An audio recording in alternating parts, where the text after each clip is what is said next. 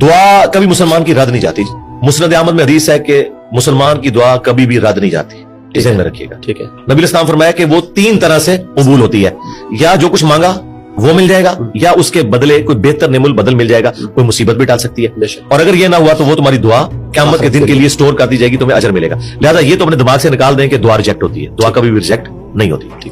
دوسری بات, دعا کرنا آپشنل نہیں ہے, یہ مسلمان پہ فرض ہے.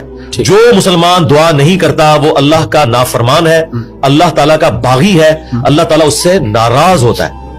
ادعونی استجب لکم ان الذین یستکبرون عن عبادتی, سورہ المومن کی آیت نمبر 60 ہے. اے میرے بندو مجھ سے مانگو, جو لوگ مجھ سے دعا کرنے میں تکبر کرتے ہیں میں انہیں ذلیل و خوار کر کے جہنم میں داخل کروں گا.